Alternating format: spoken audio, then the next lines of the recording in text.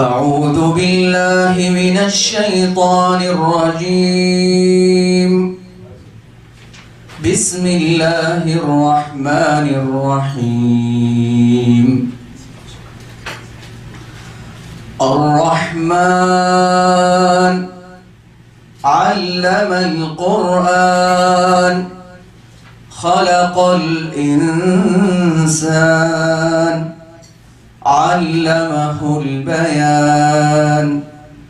الشمس والقمر بحسبان والنجم والشجر يسجدان والسماء رفعها ووضع الميزان ألا تطغوا في الميزان وأقيموا الوزن بالقسط ولا تخسروا الميزان. والأرض وضعها للأنام فيها فاكهة والنخل ذات الأكمام والحب ذو العصف والريحان. فبأي آلاء ربكما تكذبان. خلق الإنسان من صلصال كالفخار وخلق الجان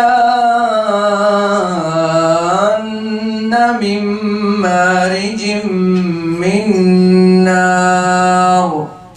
فبأي آلاء ربكما تكذبان. صدق الله العظيم. بسم الله الرحمن الرحيم. موضوعنا اليوم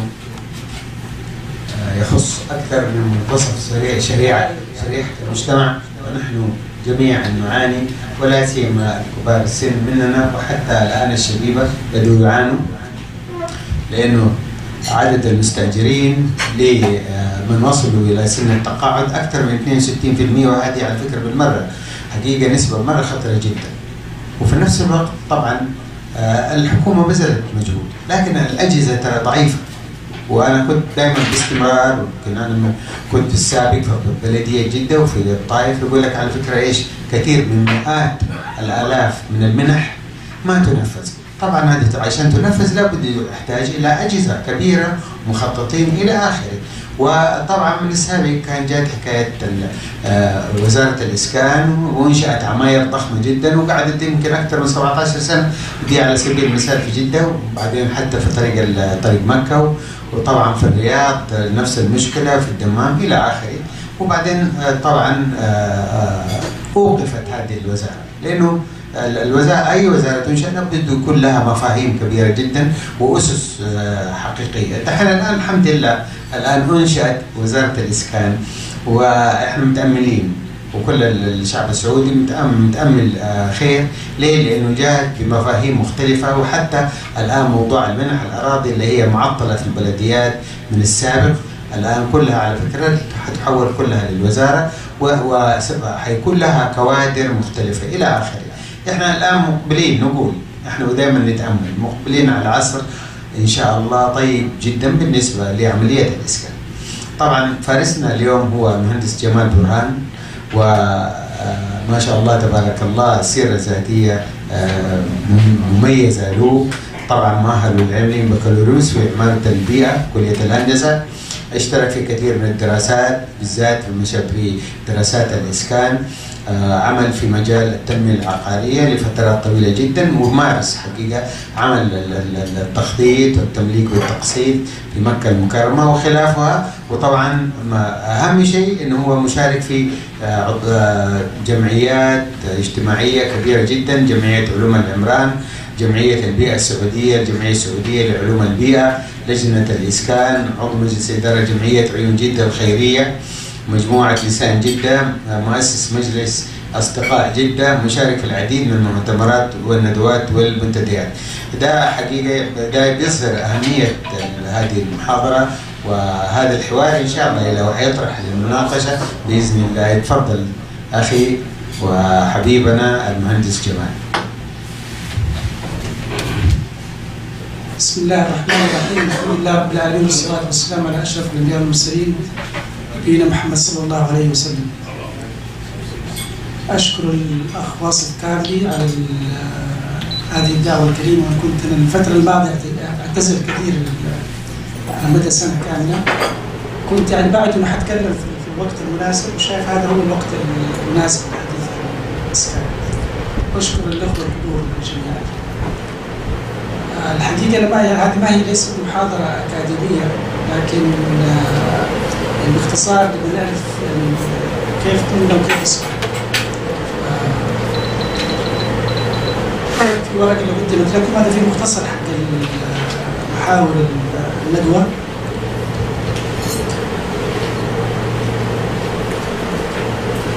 طبعا الحقيقة أنا يعني مريت بالمشاهد حقت الاسكان من يوم ما ولدت. اليوم المشاهد هذه مرة يعني إلى وقت قريب في التاريخ قبل 50 سنة كانت الناس بتبني البيوت بسهولة جدا في السعودية، سواء في جدة أو في الرياض أو في العسير، وكانت المجتمعات تتكافل في عملية البناء. في البناء يمكن كان في تيسير في السكن اللي هو الأصل في الإسلام. الأصل في الإسلام هو تيسير السكن وليس في تجارة الأراضي. هذا هو الأصل في الإسلام. طبعا تيسير بناء المساكن ماضي 50 سنة كان بالإضافة للتكافل الاجتماعي كان في أوقاف المساكن اللي هي ممكن نسميها اليوم المسؤولية الاجتماعية اللي بيطلطلوا عليها وجات اللي في الغرب موجودة. المسؤولية الاجتماعية كانت موجودة في مجتمعاتنا من يعني قديم الزمان. طبعا كان في يعني معروف في السعوديه كان في حكر الاراضي لبناء البيوت، بيوت عباد الله في اعمار الارض، تجسيد اعمار الارض. وهذا الشيء يمكن كان اكثر شيء موجود في مكه المكرمه، عمليه حكر الارض في الاوقاف في المساجد. فالمغزى هنا انه المجتمعات في المملكه قديما يعني كانت تتكاتف في هذا الموضوع. وانا اتذكر انه احنا في الجامعه اول رحله طلعناها كانت المناطق القديمه، يعني جده التاريخيه، بعدين رحنا على عسير ورحنا على فالحقيقه كان نفس المشهد، يعني بساطه الحياه والناس كيف كانوا متكاتفين. كيف الشيء الثاني اللي هو كان استخدام الموارد البيئيه المحليه. يعني في جده كانت المباني تنبني من الحجر البحر بالضبط الجيري. في عسير شفنا كانت تنبني من الصخر. في الرياض كانت تنبني من الطين. فهذه طبعا اليوم حتى بيسموها في الغرب اللي هي المباني الخضراء. المباني الخضراء موجوده في السعوديه من زمان. فكانت هذه الحقيقه الرؤيه اللي احنا يعني فتحنا عليها عيننا كدراسه.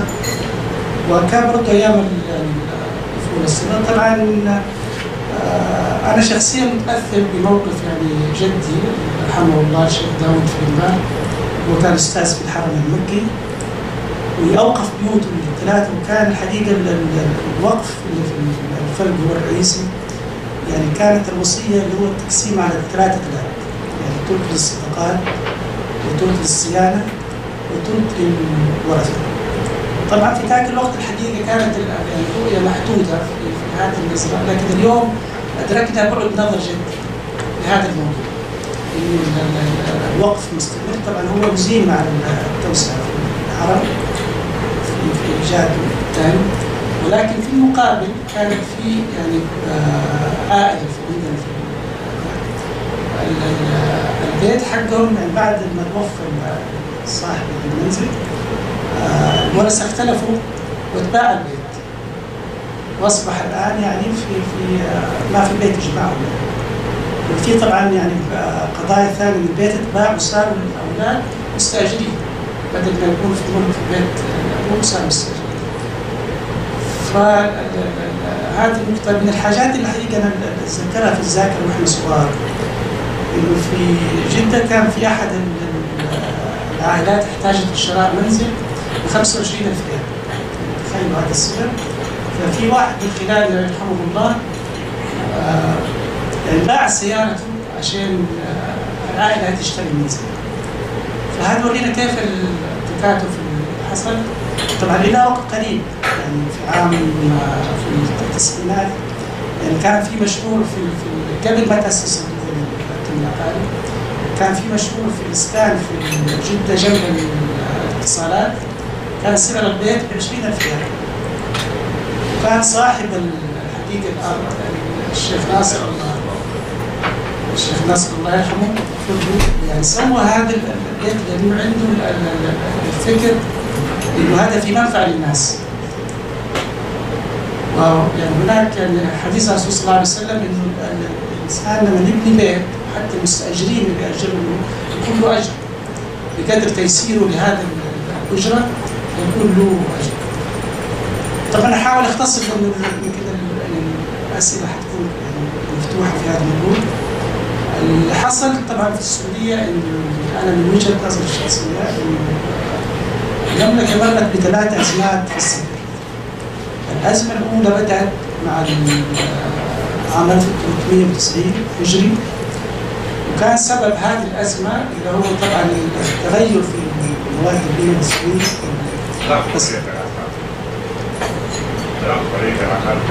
بالضبط. لكن العنصر الرئيسي بالنسبة للمدن الرئيسية كان اللي هو الهجرة من المناطق القروية والريف إلى المدن الرئيسية. فكان في يعني ارتفاع سكاني سكاني كبير أدى لهذه الزيادة، فصار في طلب على فحصل الطلب في بداية التسعينات. طبعا الدولة تدخلت في هذا الوقت وأسست صندوق التنمية العقاري اللي هو أنشئ في عام 1394 هجري، وبدأ في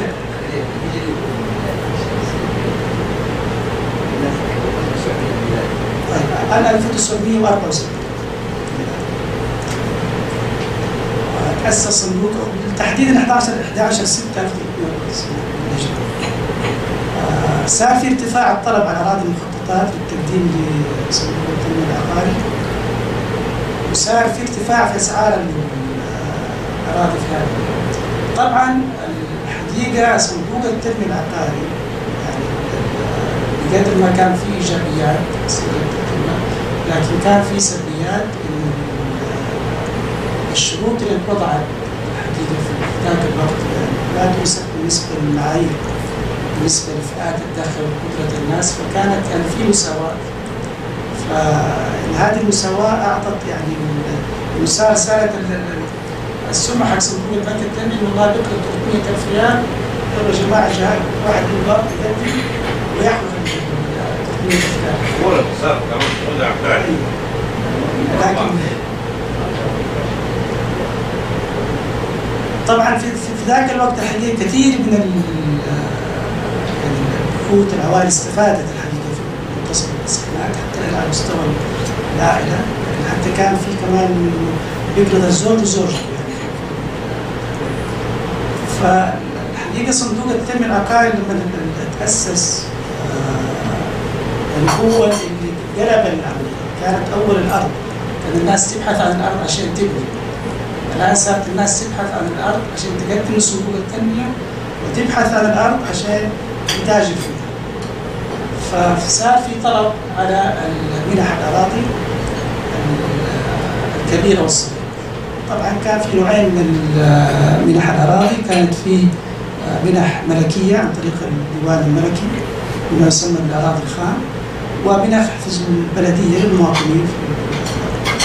طبعا في الأخير هو كل المواطنين، حتى المواطن كان برضه يعني آلاف أشخاص أخذوا منح عن طريق الديوان الملكي، المواطنين عاديين. فهذا عملوا صندوق التنمية العقاري الحقيقة حول عملية البناء إلى عملية المتاجرة في الأراضي بشكل. النقطة اللي هنا الصندوق ماسك، لكن عملية من هو له الأحقية في هذه يعني طبعا الشرط انك انت وقت ما تقدم الصندوق انت ما تتملك، ما عندك سكن تكتب تعال، لكن بعد كده هذه الجزئية ما تقدر. طبعا شعرت الدولة انه في اشخاص كانوا بيقدموا هم يملكوا اراضي ويملكوا مساكن، فصدر قرار في عام 1999 رسوم ملكي 79 ميلادي بنص انه بيأكد انه اللي بتقدم صندوق التنمية العقاري هم اللي ما عندهم سكن، كان هذا تأكيد. طبعا الأزمة استمرت. طبعا هو السكن زي ما قال أحد الإخوان الخبراء الرازين في التدريس الاقتصادي إنه هي أزمة زي السلحفاة، يعني هي في تبعاتها خفية، يعني إحنا ما نشعر فيها لكن يعني هي ماشية، أزمة ماشية. من إيجابيات صندوق التنمية العقاري طبعا أتذكر إنه في عام 1406 الأخ كمال الموجود هنا 1000 كمال القادري 1986 بالميلادي. فوقتها أنا التقيت كنت أنا محرر في وكازة أيام الدراسة، فالتقيت بالأخ برهان محمد سيد فارس من جدة، وكانت يعني ظاهرة في جدة إنه المباني فاضية، الإمارات فاضية، حتى نزلت يعني التقرير في عكاظ أنا عملته اسمه مساكن الإشباح، هذا كان في عام 86. طبعا الحقيقة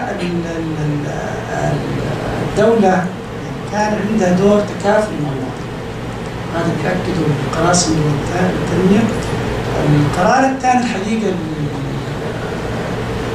اللي الآن يعني أدركنا أهميته لعملية إنه صدر قرار في عهد الملك فهد الله يرحمه إنه الناس اللي بنوا بيوت شعبية إنه السماح لهم بإدخال الخدمات الكهرباء والمويه هذا القرار الحقيقة من خلال بحث في دول العالم معلومة فيه، وهذا القرار الحقيقة يجسد تكافل الدولة، وإن احنا في دولة بناء وليست هدم، وهذا المفروض إن الأجيال المفروض يعني ليست نقطة سوداء، بالعكس أنا أشوفها نقطة بيضاء في جبيننا وفي جبين الدولة، إن الدولة سمحت بإدخال في ظل هذا التكافل بين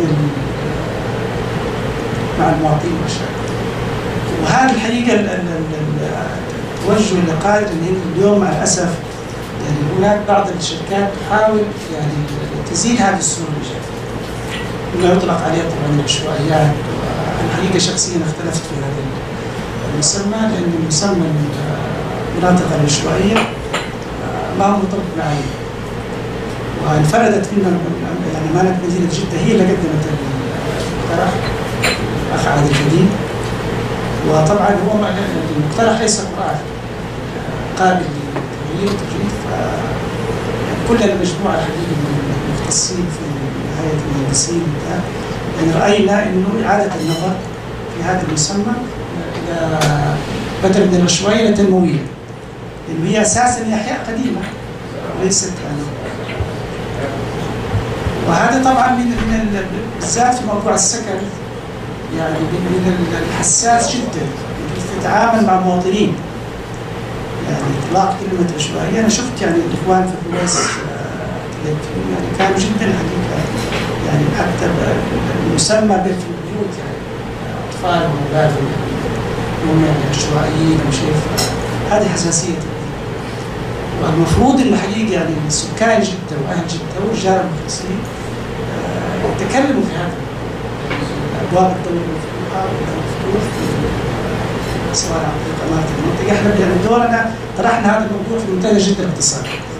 أنا شخصيا يعني طالبت فيه في تحرير جلسات، كان في وكيل العمارة وكان في أمير منطقة حاي كانوا يتكلموا هذا الموضوع، فقلت يا جماعة الخير المصطلح هذا حق العشوائية ضروري من النظر في تغييره.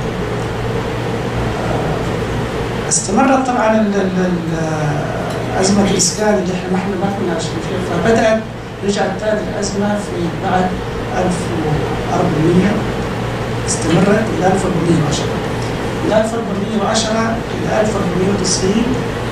هذه طبعا يعني كان التوجه كبير جدا على الأراضي. وصل إلى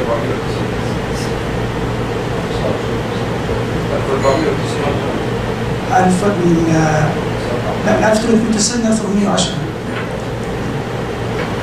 1415. فالفترة هذه الحقيقة كان يعني شهدت عملية المساهمات العقارية بشكل كبير. طبعا المساهمات العقارية تنظيمها كان في الثمانينات لم يطور، ففضلت أن كانت كلها يعني اجتهادات إدارية. طبعا أنا يعني بأكد لكم من الارتفاعات اللي حصلت في أسعار الأراضي لم تحصل في أي بلد في العالم. يعني جينا نقول إنه في التسعينات الهجري قبل صعود التنمية العقاري كانت في أراضي ب 1000 ريال و500 ريال في مناطق، واليوم يعني نتكلم عن الأسعار وصلت 5000 ريال و 3000 ريال سكن. المتر 30,000 شبر يعني ما مثل نعم شبر ما قبل شيء يعني. لا هذه المناطق المركزية لكذا مليون. طبعا هذه الأزمة الأولى في المقابل كان في وزارة الأشغال العامة والاسكان، والحقيقة قامت يعني الدور في مشاريع الاسكان العام في جميع مناطق المملكة، لكن كان يعني الإجمالي حقه محدود. نتكلم احنا على 60,000 وحدة سكنية إجمالي قدمته وزارة الاسكان، لأن الحقيقة في المقابل الطلب كان على البناء الفردي. يعني برضو من سلبيات صندوق التنمية العقاري إنه رسخ البناء الفردي، وكانت حتى القروض لجمعيات ما كان بيعطيها صندوق التنمية العقاري.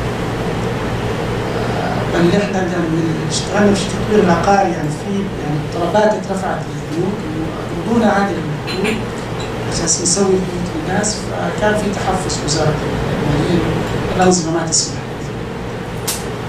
في الوقت إن دول العالم تكون الأولوية اللي هي المشاريع الجماعية في الاسكان التعاون في جمعيات التعاون. فنشأت الحقيقة الأزمة في الاسكان الأولى في نهاية 1410. بعدين دخلنا في أزمة الاسكان الثانية اللي استمرت إلى 1425. طبعا هذه كانت الحقيقة أنا بسميها الأزمة الخفيفة. يعني كان في أزمة بس إحنا ما تحسن، يعني ارتفعت الإيجارات الجزئية، أسعار المساكن نفس الشيء ارتفعت. أهم كان يعني معطيات في هذه الأزمة اللي هو طول فترة انتظار اللي مقدمين على صندوق التنمية العقاري. يعني حتى نعرف أحد الإخوان في مدينة جدة انتظر أكثر من 20 سنة عشان يحصل قرض سكن يعني في صندوق التنمية العقاري. طبعا في مقابل إنه الناس يعني كان يعني الخيار الأول لصندوق التنمية العقاري ما كان في تطوير في البلد، ما كان في شركات اسكان، يعني غير عددها محدود جدا. ودائما بقول برتب من الكاسة عندنا مطلوب انه كان 95% من المباني اللي انشأت في البلد في المملكة العربية السعودية كانت عن طريق بناء فردي، و5% اللي هي مشاريع اسكان عام ومشاريع تطوير. طبعا هذا غير الموجود يعني برا العكس. طبعا البناء الفردي يعني في تكاليف حتى على الفرد، الحقيقة حتى كمان بالنسبة للجودة. يعني أنا أتذكر في يوم من الأيام من إخواني المهندسين في الثمانينات الميلادية، يعني كانوا بيبيعوا خرائط يعني كوبي، كل واحد يجي بيسوي بيقدم لصندوق التنمية، أنا أعطي صورة من البيت هذا فأبايع. فكان في هذا الشيء الثاني بالنسبة للمقاولات، البناء الفردي الحقيقة أعطى العشوائية والاتجارية في المقاولات، فنشأ سوق المقاولات اللي بنسميه التستر والغياب المصنعية ظهرت، وصار يعني كثير يعني كل من عبد ده بيشتغل في المقاولات كانت هي حتى لو ما كان عنده خبرة يقول لك يتعلم فيه. فنشأ سوق المقاولات الحقيقة من ضمن سلبيات سوق المقاولات اللي مرتبط في الاسكان نرسخ عملية البتر. اليوم لما تروح أي مقاول يقول لك بالبتر، فتيجي تطلب يعني تصنيف لهذا البتر أو المعايير، بل في بعض المقاولين والمهندس محمد عثمان موجودين عارفين تعطيهم خرائط أكثر يرفعوا لك السعر. فنشأ هذا السوق في ظل غياب التشريعات والتنظيمات، وصارت هذه الفوضى في عملية البناء. أزمة الإسكان الثاني الحقيقة برضو يعني في عام 1415 بدأ يتكلم عن تطوير عقاري. 1994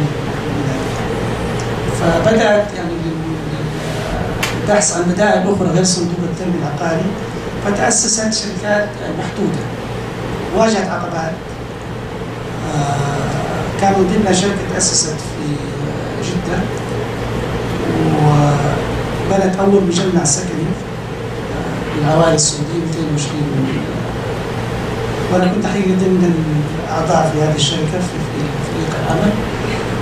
وأساسا يعني تركت عملي في مدير الاستثمارات والمشاريع في الرقاص وانتقلت إلى العمل في هذا النشاط، إنه أساس إنه في ورود كان أمام الاستمرار في هذا المجال، لأنه فعلا كانت في حاجة كبيرة في الدولة لتقديم مساكن ميسرة للمواطنين.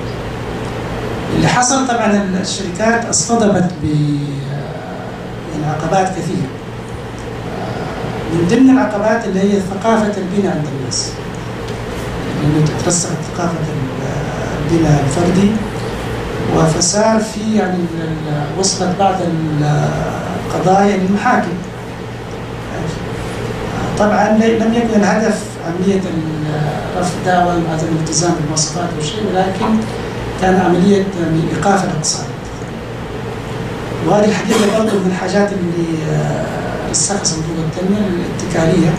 طبعا يعني في نسبة يعني من اللي أخذ قروض ما بيسدد، وهذه الحقيقة مثبتة في صندوق التنمية.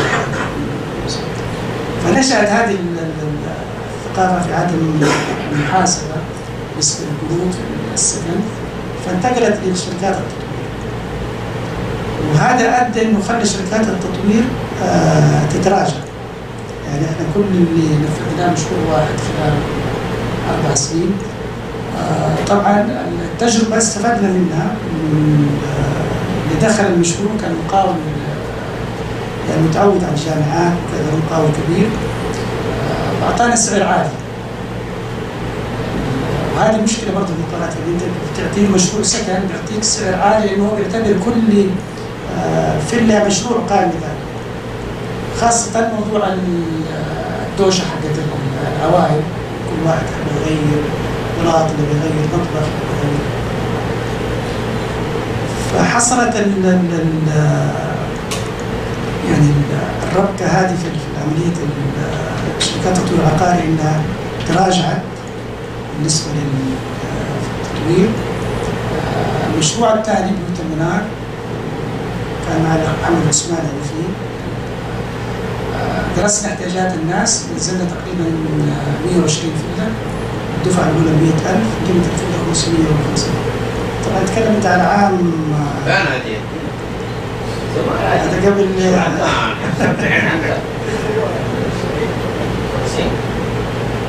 بين 900 بالبلاد 1900.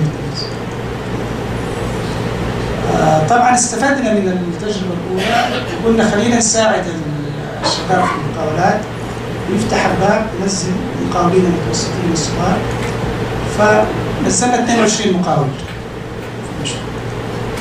طبعا في ناس قدموا بسعر يعني 1000 ريال، في ناس أكثر من 1000 ريال، فعشان يستفيدوا جميع وحدنا السعر 1250 ريال. طبعا اللي حصل انه من 22 مقاول هذوليك كيف سووا المقاولات اللي التزموا اربع مقاولات التزموا بتنفيذ المواصفات.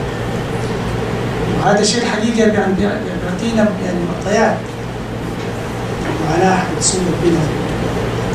والشيء الغريب الثاني لما تقول والله على المشروع فيه استشاري معروف بيزيد السعر. هذه فاستمرت الحقيقة احنا كنا بنراقب الوضع يعني في ظل الناس يعني الشركات في ذاك الوقت. طبعا رجال الأعمال اللي دخلوا هذا المشروع تراجعوا قال لك أنا أحط فلوسي في الأراضي وأكسب، لأنه الحقيقة ميزة التطوير في المساكن إنه هو مكشوف، يعني ما في لا خلطة سرية ولا في انك انت تقول والله لا، مكشوف كل شيء مكشوف. سعر المواد البناء، سعر فالربحية هنا مهما يعني خليتها بتكون مكشوفة. فهي يعني تحتاج بالفكر الاجتماعي، يقول لك انا حبني عشان الناس تستفيد وليس اني ابني عشان الغرض هو اساس من الربح. وهذا الحقيقة الفكر اللي مفتقده في الاصول في هذا الفكر محتاج توظيف المقاولين حقون البناء هم بس غرض. نعم. فاستمرت الحقيقة الأزمة الثانية، الحقيقة طبعا نسميها هي الأزمة اللي عانت منها أزمة الاسكان الثانية. طبعا المؤشر الرئيسي إنه الثاني يزاد عدد الأسر اللي ما كانوا يسكنوا. الثاني بدأ المؤشر يعني الارتفاع النسبي اللي هو الأسر اللي ما كانوا الثاني.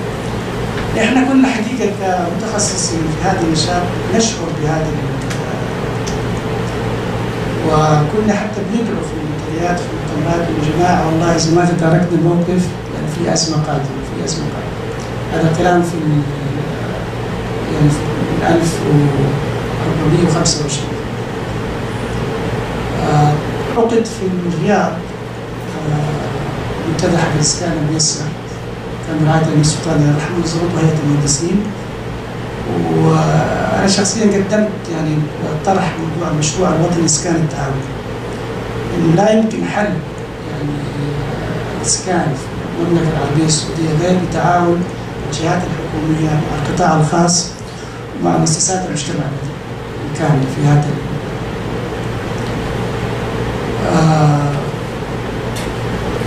طبعا الحقيقة إن كانت من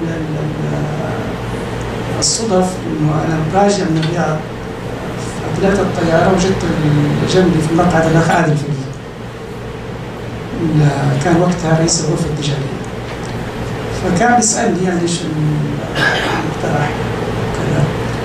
فقلت له والله أنا أرى إنه يصير في تعاون بين الغرفة التجارية وبين أمانة جدة. وفعلا بعد يعني جدة قال في توجه في هذا الشيء، وكلف الأخ الدكتور طارق فدعك يسوي مسودة حق الاتفاقية هذه، وكان من ضمنها الاسكان الميسر. وبعد كده طبعا عين أمين مدينة جدة وتشكلت لجنة الاسكان في مدينة جدة، كنت أنا عضو فيه والله طارق فدعك ومدير صندوق التنمية العقاري، وفي اثنين من القطاع الخاص. الاجتماع الأول طبعا كان يعني الفكرة إنه إيش ممكن تسوي أمانة جدة في موضوع الاسكان. أنا كنت أشعر إنه ممكن تسوي كثير أمانة جدة، وقدمت المقترح اللي هو إنشاء شركة الاسكان التعاوني في مدينة جدة. أعضاء اللجنة قدمنا فيه، واستمرت اللجنة في اجتماعاتها. طبعا من الحاجات اللي ذكرت في الاجتماع عن طريق الأخ مدير صندوق التنمية العقاري بجدة، الأخ حسن الزهراني، حسين الزهراني، إنه البنك صندوق التنمية العقاري في ذاك الوقت كان عنده مشكلة إحنا ما كنا نشوف على مستوى المجتمع، إنه القروض كانت بتيجي للناس تستلمها والناس ما تقدر تدفع، يعني إنه الأرض في منطقة نائية ما فيها خدمات واخذ القرض، يعني إنه الدفعة الأولى ما بتغطي، اللي هي 30,000 ريال من حقة الأساسات صارت ما بتغطي، فصارت الناس ما بتستلم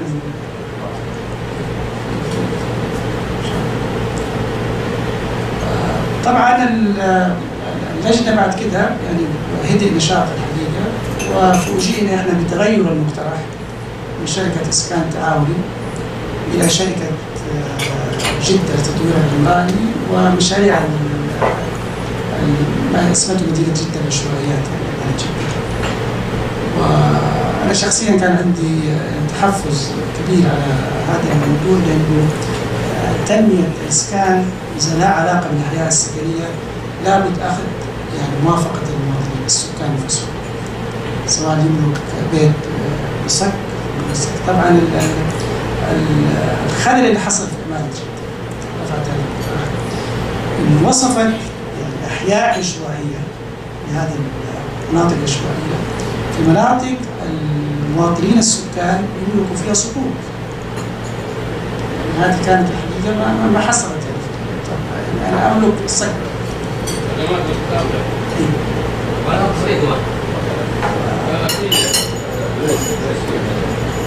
بل في بعض البيوت عندها تصاريح نظامية في هذا الموضوع. كله من حسن كان يساعد تصاريح كثير راح الطائف أو الزواقيق كانوا طبعا أنا الحقيقة يعني نفسيا كذا والكثير من الإخوان ما كانوا مرتاحين عن الآلية.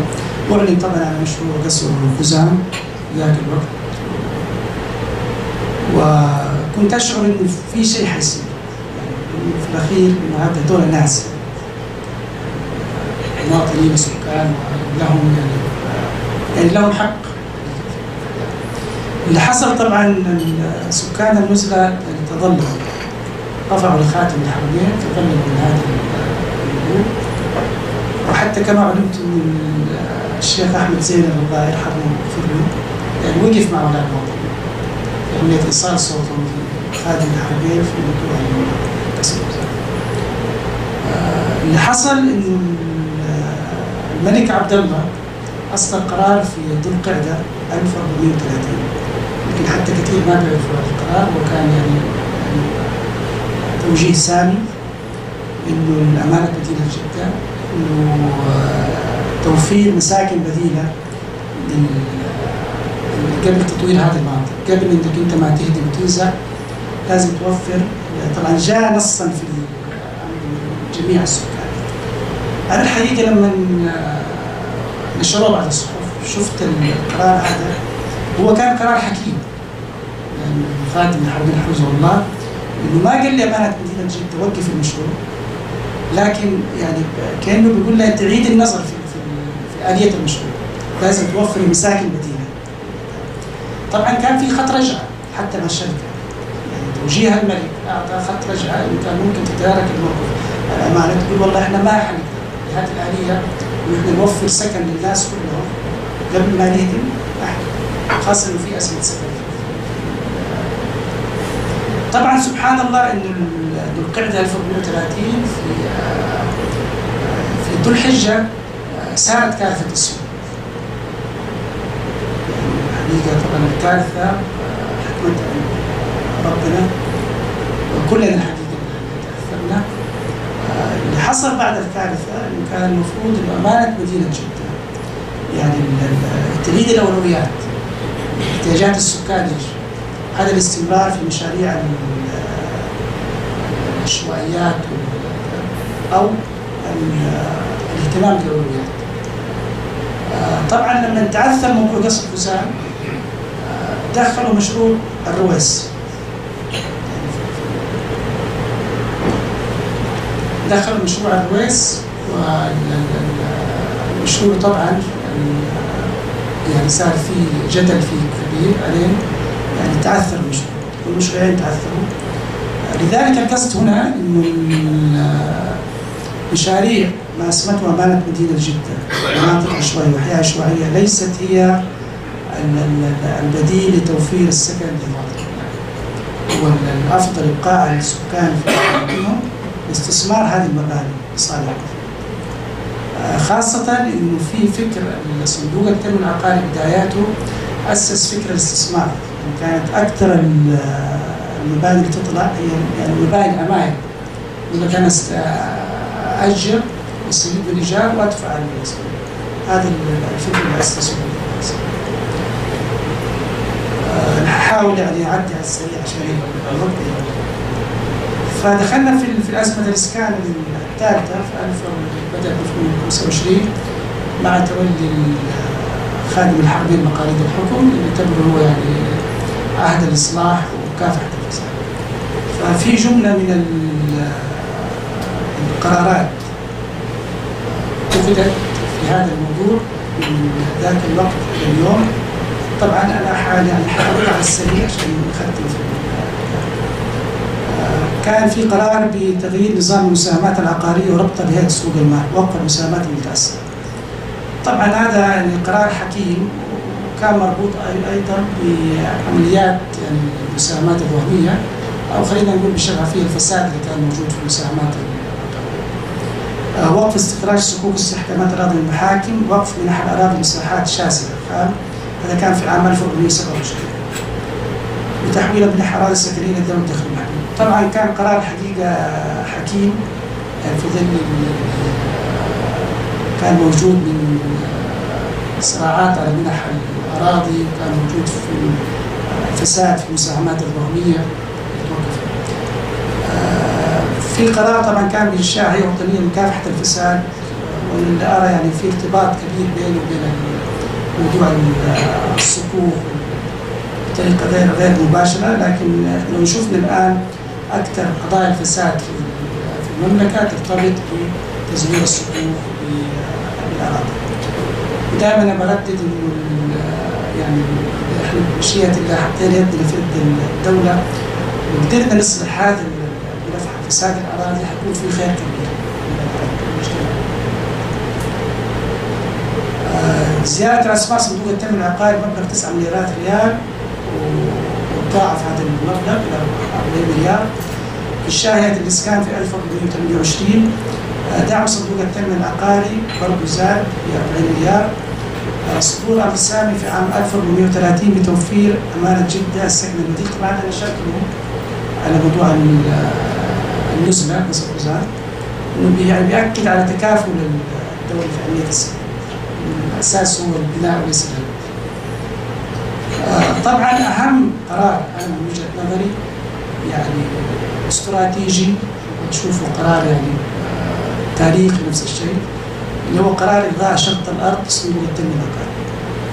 هذا الحقيقة لخبط أوراق زي ما يقولوا هوامير الأراضي والعقار، لخبط الطاولة، لأنه لما اتلغى هذا الشرط لأنه أساسا المضاربات اللي حصلت في الأراضي والمخططات كان سببها صندوق التنمية العقاري. إنك أنت تنزل يعني حتى لو مخطط في آخر الدنيا الناس حتشتري، وإنك حاخذ هذه الأرض وأقدم في الوصف. فهذا القرار حقيقة يعني وإن كان متأخر طلبنا فيه حقيقة من فترة وعرض حتى رئيس الشورى، لكن كنت أخيرا في الأخير لكن صبر. رفع قيمة الحد الأعلى للقرض السكني إلى 500,000 ريال.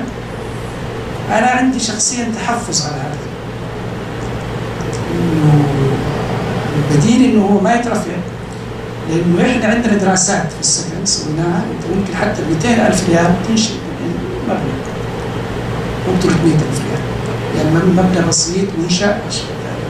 طبعا هذه الحقيقه برضه بنرجع شويه إيه؟ في ذاك الوقت يعني. لا ممكن هو الحقيقه صندوق التنميه العقاري بس ثقافه البناء، مواد البناء ما تطورت، يعني الفكر حق البناء فضل تقليدي، يعني كميه الحديد، وعارف ان الدكتور حسن حجره اللي استهلكت في مباني السعوديه المساكن هي قد تكون على مستوى العالم الاكثر. كميه الاطنان الحديد اللي حطوها بالقوارير، طبعا كان هذا يقول لك الواحد اللي يشوف الحديد في بيته اساسات بيرتاح، والله البيت ما حيطيح، رغم هي معادله يعني ما هي كذا ابدا، البيت ما يطيح. فهذه ثقافه طبعا البناء تحتاج الحقيقه لوعي من الناس انه البناء البسيط الغير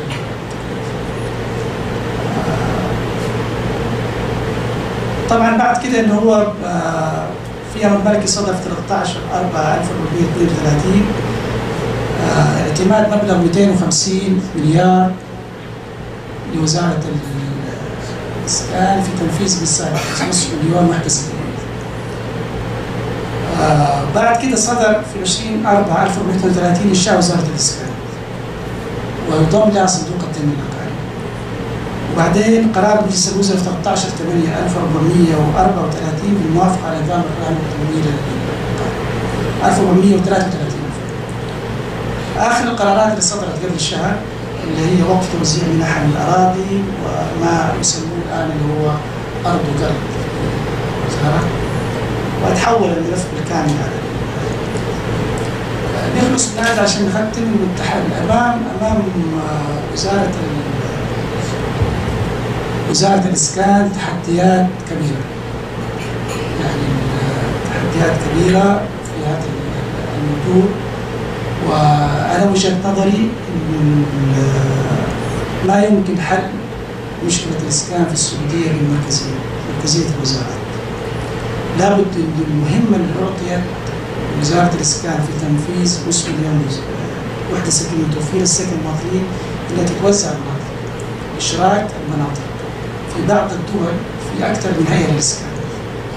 فمقترح انه تتاسس هيئات اسكان في المناطق، في هيئه المنطقه المركزيه، وهذا بيخلق تنافس. وامير المنطقه والمحافظ محمل المسؤوليه. عندنا اليوم مشكله وطنيه، جماعه فين رجال البلد؟ فين رجال الاعمال؟ شاركوا في هذا، تاسيس شركات، كل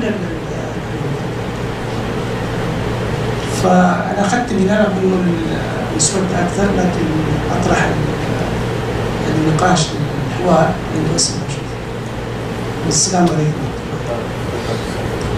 شكرا جزيلا مهندس جمال لهذا الموضوع. انا عارف موضوع شائك وله جوانب كبيره جدا.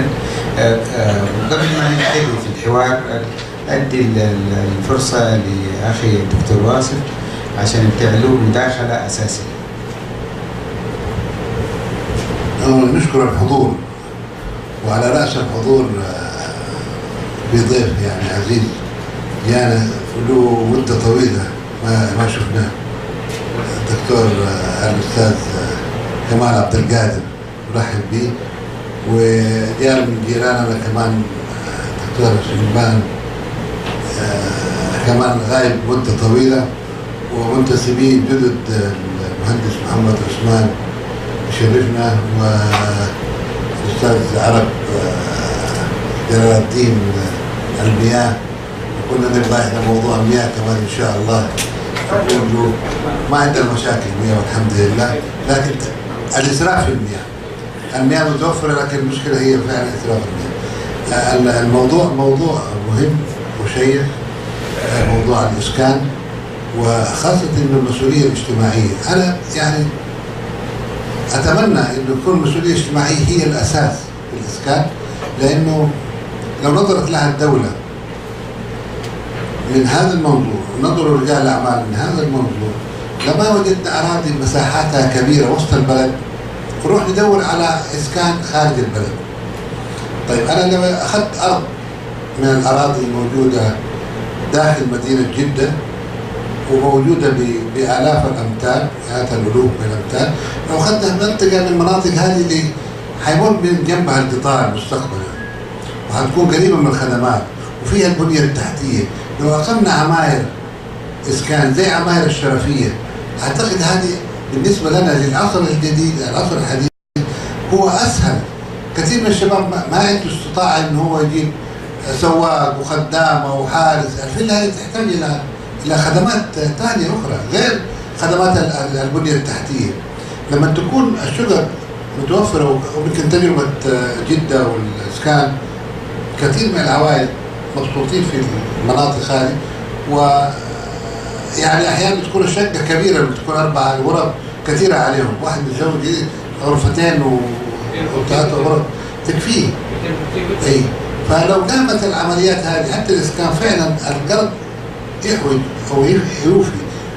إنه لو شركة من الشركات أو أصحاب الأراضي بنوا بمجمع أراضيهم على طريق التحلية أو الشرفية، عندهم أراضي ما شاء الله قديش كنت سووا مجمع إسكاني فيه وباعوه، الصندوق العقاري يعني يغطي 300,000 تغطيها قيمة شقة في الوقت الحاضر الآن، يعني ياخذ شقة فيها تمليك. لما يكون في منافسة وفي عطاء، وحتى الوزارة لو أخذت اشترت الأراضي هذه وبنت فيها، أفضل من أن هي تروح خارج جدا وتعمل بنية تحتية تكلف أكثر من اللازم، وبعدين هذول كلهم يحتاجوا إلى مواصلات أخرى، ويحتاجوا إلى خدمات حارس، خدامة، سواق. هذا كله إحنا في غنى عنه في العماير الإسكان، بالإضافة إلى الأمن والأمان في المجمع العماير. هذا مداخلتي وشكرا. شكرا جزيلا دكتور واصف. الحقيقة خلينا نلخص الموضوع. واحنا على فكرة ترى بالسابق نظامنا في الإسكان كان مختلف. العزل أنا أتذكر على فكرة احنا كنا أربع عوائل في عزلة واحدة في مكة. النظام الإسكان كان في السابق. لما بدأ ينتبه الناس يفكر، لما بدايته العقار حر. أنا أتذكر العقار حر عام 1360 تقريبا.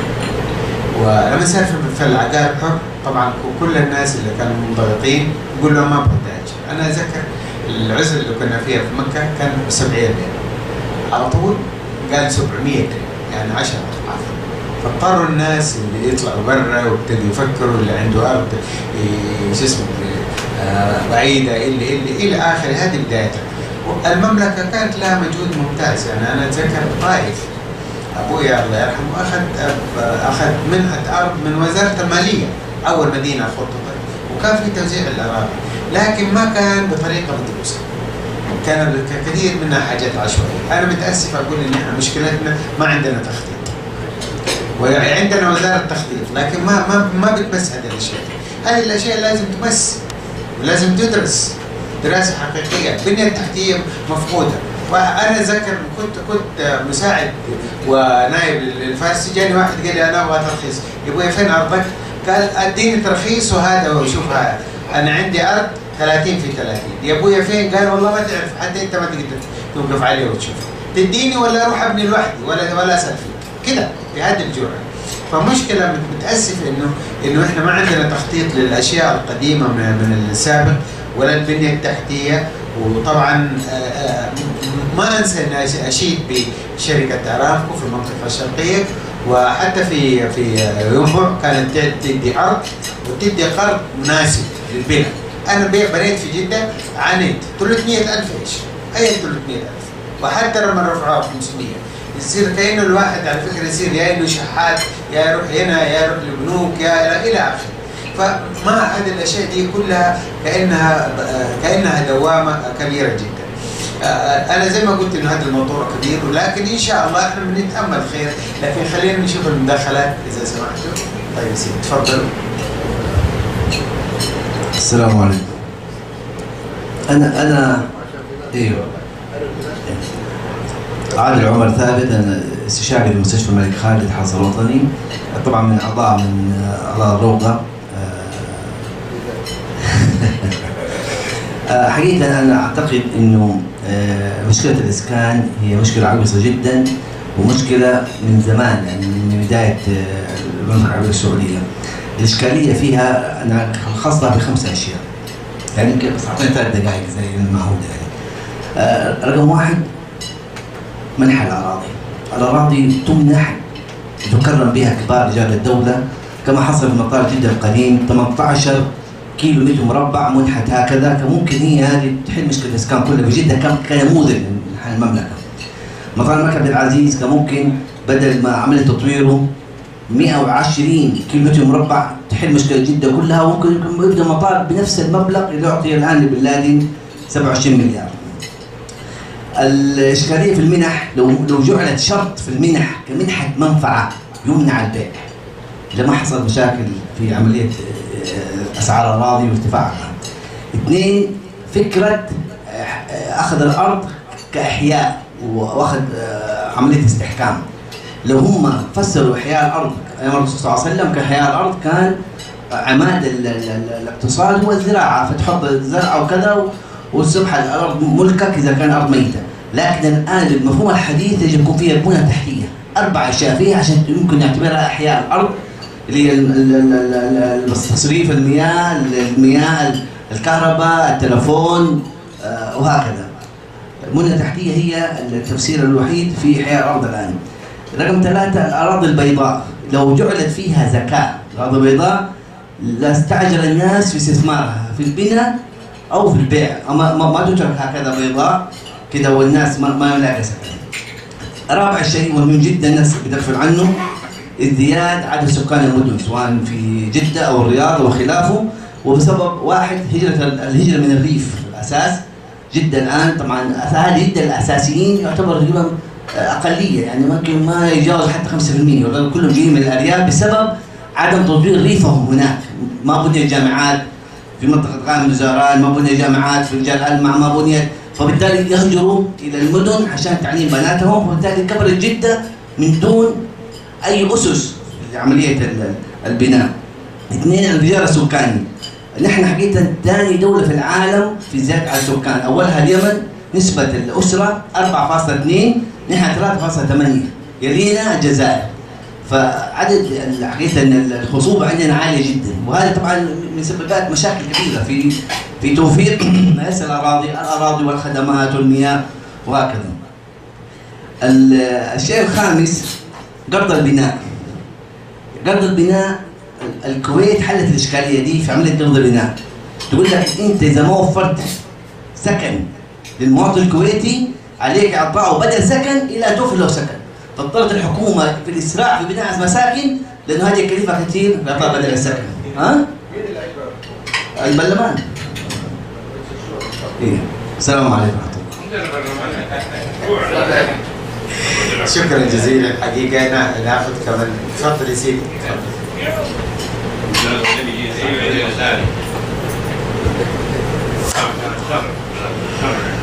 بسم الله الرحمن الرحيم. مستشار حمزة عن غرفة التجارية. يا سيدي أنا أخوي وحبيبنا جمال. أول حاجة يعني بالنسبة للأراضي، إحنا ليه المفروض علينا ناخذ أراضي 600 متر بس؟ ما في الحيازات الصغيرة في دول العالم تلاقي يملك 60 متر 80 متر بيوت. هذا إشكالية إلى الآن ما حلت. بدينا دحين على 250 متر اللي هي هذه النقطة. النقطة الثانية مواد البناء السكن لازم يكون كونستراكشن، لازم يكون مواد، يعني ما ممكن يكون خشب، ما يعني دحين بدأوا للحديد والمنحدر، فهذه تقلل التكلفة، تختلف من الاسمنتية ولا من الخشب ما هو كاليفورنيا نص خشب، يعني لا يقولوا لي سيفتي مو سيفتي. 3 التجربة اللي صارت في سمعها في المؤتمر الاسكان الاقتصادي اللي هي تجربة تونس في الاسكان. تجربة تونس الحكومة التونسية تدي 50% تدفع للمواطن و50% تقسطها عليه على مدة 25 سنة. واللي ما عنده قوة مالية هي الدولة تدفع كامل المبلغ. ففي تجارب في العالم، يعني احنا لا نجتهد ونقول والله تجارب، لا في تجارب موجودة. وتونس يعني حتى القوة تبعتها وثرواتها على السياحة يعني والدخل، ولكن لو تشوف تجربة الاسكان اللي عملتها وشرحتها هنا الأستاذة شهدة كانت مرة هي أفضل تجربة سمعناها في المؤتمر. شكرا.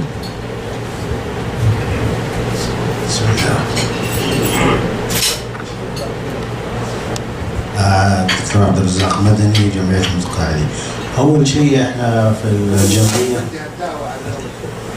احنا عندنا اجتماع يوم السبت ان شاء الله الساعة 7 في الغرفة التجارية قاعة الجفالي، لو اي احد عنده وقت يتفضل يحضر معنا.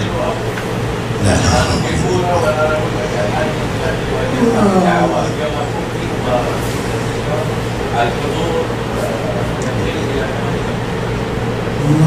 ما تقدر يعني، لو تأجل معناته انت اجلت كل اجتماعات.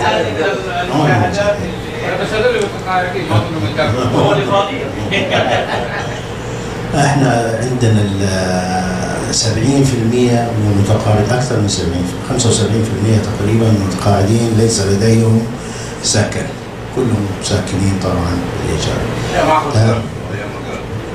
والله يمكن اخذوا، انا ما انا يعني كان قبل 30 سنه يمكن الدكتور يفتكر، كان في مخططات لمدينه جده، الاحياء اللي يقولوا عليها عشوائيه، هي ما هي عشوائيه، انت لما بتدي ترخيص وهو اللي بيبني، طيب على بناء على ترخيصك.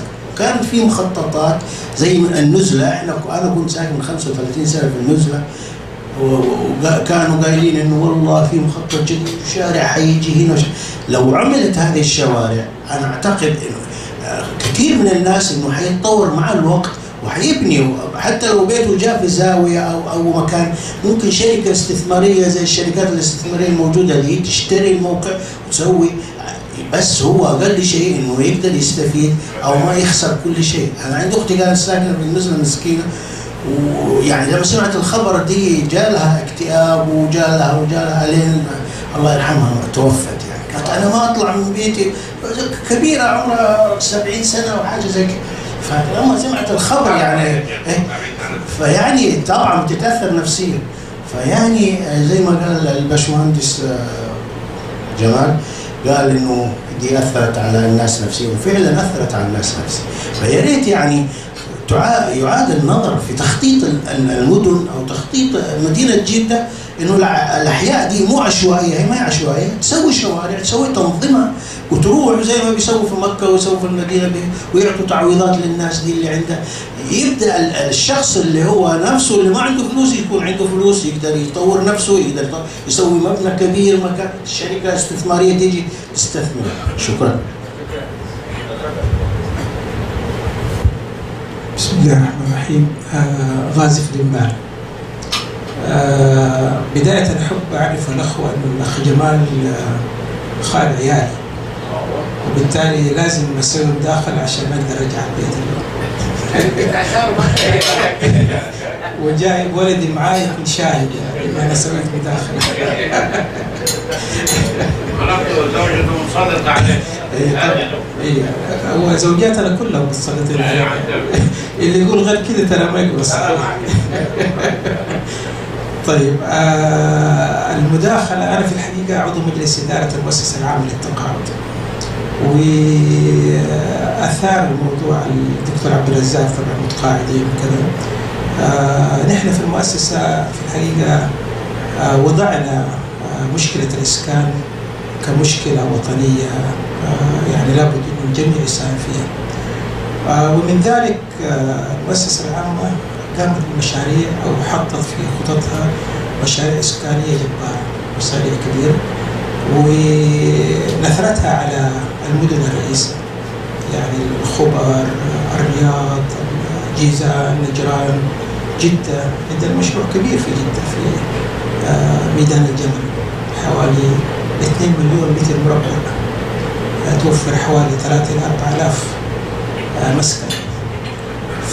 وهذه كلها نحن يعني بنسميها الاسكان الراقي الميسر، يعني مش بس ميسر ولكن لابد يكون راقي بأعلى المواصفات والجودة وعلى مستوى ضاحية سكنية، بحيث انه يعني اللي يدخل كأنه يدخل مدينة متوفرة فيها طرق فسيحة، متوفرة فيها مدارس، متوفرة فيها بنية تحتية جيدة. يمكن كان الأسبوع الماضي كان وضع حجر الأساس طبعا على مستوى المؤسسة، ما كان رسمي، ولكن كنا نشوف الموقع. لا، ميدان الجمع، ميدان الجمع تبع المؤسسة.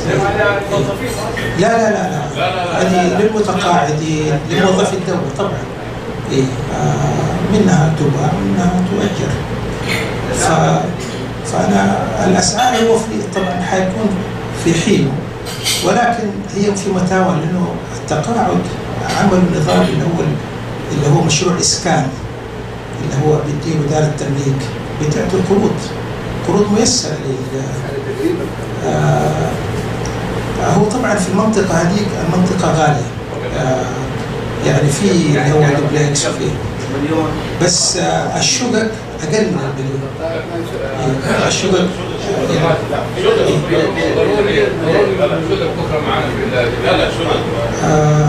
إن شاء الله إذا تيسر.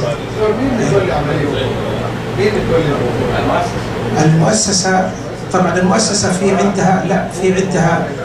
عندها ذراع استثماري اللي هو شركة الاستثمارات الرائدة. شركة الاستثمارات الرائدة بتقوم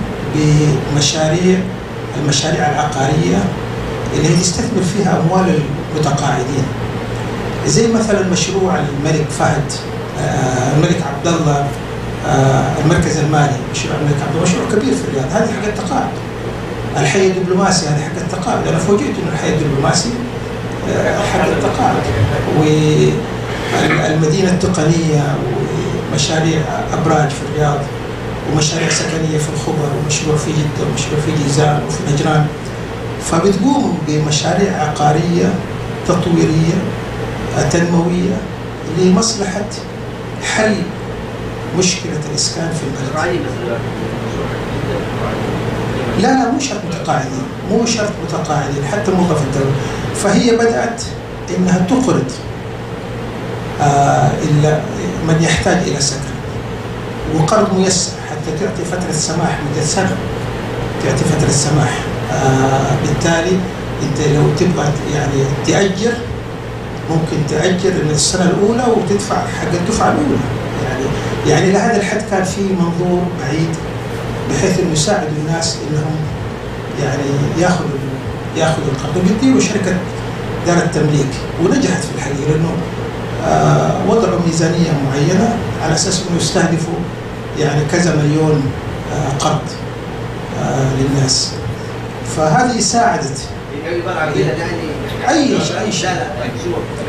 شيء فلل وشقق ودبلكسات ضاحية يعني ضاحية متكاملة على مسافة 2 مليون من طريق المدينة إلى طريق الملك، سواء من طريق المدينة اللي هو عند إلى طريق الملك، مساحة كبيرة.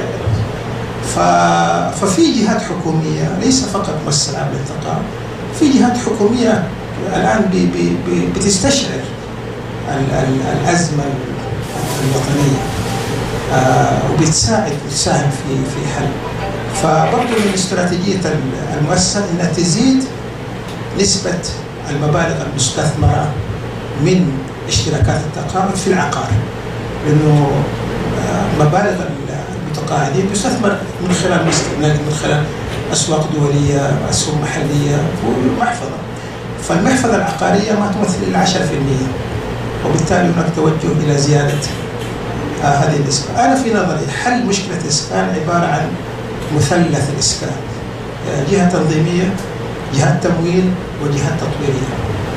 مثلث الإسكان، أنا مرة في مقال من مقالاتي في الوكالة كتبت عن مثلث الإسكان اللي هو يعني كمقترح لصندوق التنمية. لابد من جهة تطوير تتكاتف مع وزارة الإسكان والتنمية، صندوق التنمية، ولابد من ممولين. لذلك مسألة البنوك هذه لما دخلت والسماح لها بعملية اللي هو رهن الأرض كذا، هذه جيدة، فهذه كلها حتحل. فهي أنا في تصوري إنه هي مسألة وقت، وأعتقد إنه خلال 10 سنوات الثانية القادمة نحن ما حنواجه المشكلة، ما حتزيد، ولكن إن شاء الله يعني تتقلص، وهذه نشعر بها جميعا يعني كوطنية. شكرا على إتاحة الفرصة، وأنا أديت الواجب يصير أقدر أرجع. تمام. شكرا يا خازي. مداخلة لضيفنا الكبير الأخ كمال عبد الغفار. كبرتوني والله بمقامكم وقيمتكم حبايبي. أنا حقيقة ما أعتقد إنه في المملكة العربية السعودية في أي مشكلة، ولا المشكلة موجودة. اطلاقا. نعم. بسبب واحد، ترى انا اتكلم جد. المشكله تعريفها انه لو وجدنا لها حل ما تصير مشكله. احنا مشاكلنا مو لها حلول، لها عشرات الحلول، لكننا ما نبغى نحلها. ما نبغى نحلها. كم سنه نتكلم في المطبات، كم سنه نتكلم في الوظائف، في كل يعني انا لي 30 سنه، اكثر من 30 سنه في الاعلام واحنا نتكلم في هذا الموضوع، ولا شيء نحل. لانه ما في اراده للحل. ما في رغبه للحل. ونشوف شيء من الحلول. دوب الاخ جمال بيقول انه 250 مليار عشان يبنوا نص مليون وحده سكنيه، يعني الوحده السكنيه الواحده ب 5 مليون ريال. لا 250 مليار على 500,000، 5 مليون ريال. شوفوا الحلول اللي بتنحط للدوله. فلما يكون في عندنا برلمان حتنحل ترى. شكرا لكم. اي مداخلات استفسارات؟ لا نسمع شويه. لا ما شاء الله هو بسم الله الرحمن الرحيم. شكرا. الحقيقة أنا سعيد جدا بمحاضرة الأخ جمال، وسعيد أكثر باهتمامه لهذه الندوة بالذات، إنه كان يحضر لها تحضير جيد، وكان يدعونا شخصيا، وكان مهتم اهتمام يعني الحقيقة ملحوظ. أنا أعتقد إنه من المشاكل اللي فاقمت الاسكان او مشكله الاسكان انه صندوق التنميه العقاري فتح المجال لامتلاك عماير او بناء عماير، بينما يعني انا اقول مثلا في ارامكو السعوديه كانت تعطي فقط سكن خاص، وهذا ما عند ارامكو اي مشكله مع موظفيها ابدا. يا ريت هذا الكلام كان يطبق في صندوق التنميه العقاريه او تطبقه حتى وزاره الاسكان الان. شكرا. شكرا جزيلا. خلي المهندس جمال عنده الآلة. باقي أحد؟ في شباب تعالوا نسافر كمان. بسم الله الرحمن الرحيم. المبالغ هذه اللي بتقولوا عليها 250 مليار، هل فعلا بترصد يعني بتتحقق يعني؟ رصدت اكيد رصدت يعني تبغى منها شيء يعني؟ لا بس يعني مو بيقول 250 على 500,000 حتى عشان لا تصبح عليه. طيب شكرا جزيلا. استاذ كمال، مهندس كمال، جمال لو سمحت. طيب تفضل. انا بشكر اخوي جمال وبشكر الدكتور واصف وبشكر الاخوان. أنا انبسطت أكثر شيء بمقترح الدكتور واصف حكاية مداخلاته كانت بالصميم. إيش علاج حل مشكلة الإسكان أو إيش علاج مشكلة الإسكان؟ زي ما تفضل الدكتور واصف، أنا بس أزيد شيء عليه. أول ما تفضل وقال هاي رايز بيلدينجز لازم تكون الشباب بيتمنى الواحد فيهم اللي ما عنده سكن يتمنى بس بابه يقفل على نفسه الباب وما يدير الإيجار. غرفتين 3 غرف 4 غرف، يعني حتى في الخارج يقول لك 75 متر مربع بتكفي. الحين اعطيه 75 80 متر يقول لك ايوه ابغى.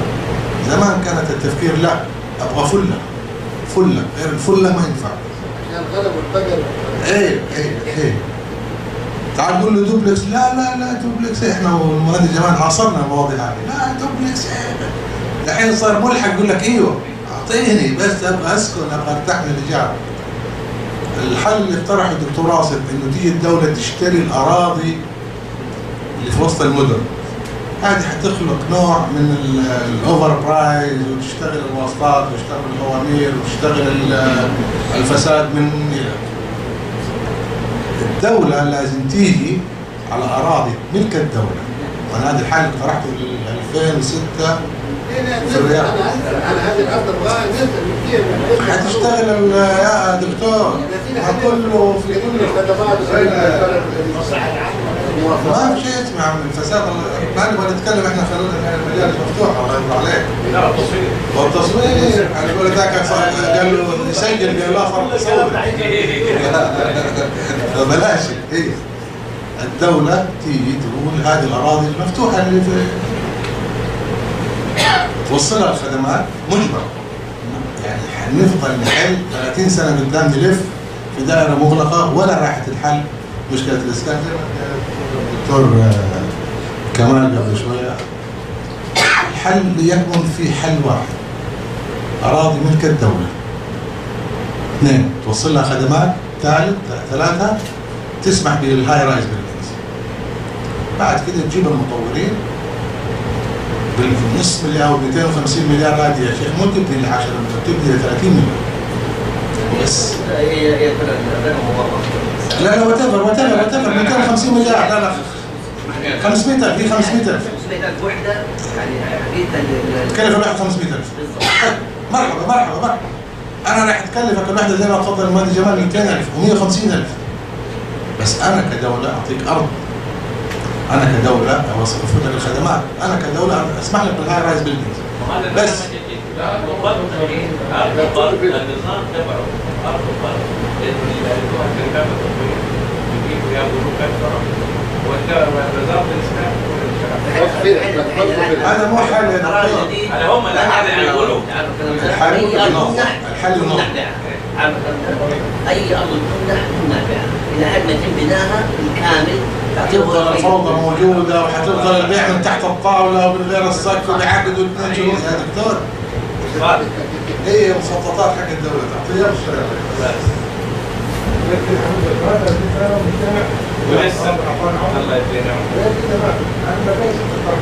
وائل كابلي، سؤالي ما دور المطورين العقاريين في عملية الإسكان؟ في المرحلة السابقة وزارة الإسكان قامت ببناء الوحدات بنفسها وفشلت. لما غيروا النظام قالوا إنه المواطن يقدر إنه هو له الحرية إنه يتصرف بالقرض من غير الأرض، يشتري أي عقار. ليه ما أشركوا المطورين العقاريين؟ اليوم في كثير من المطورين العقاريين بيعانوا، تحس إنه الدولة بتحاربهم أكثر مما هي بتتعاون معهم. إما إنها بتنافسهم وتقول أنا أبني زيكم وأنا أمنح مباشرة، أو إنه ما بيدوهم دعم عن طريق القروض، عن طريق القروض اللي بيدوها للمواطنين على عدد الوحدات، يدوهم قروض بيها على أساس يقدروا يكملوا مشاريعهم ويساعدوهم في تمويل المشروع عشان يقدروا يبيعوها بسعر أفضل.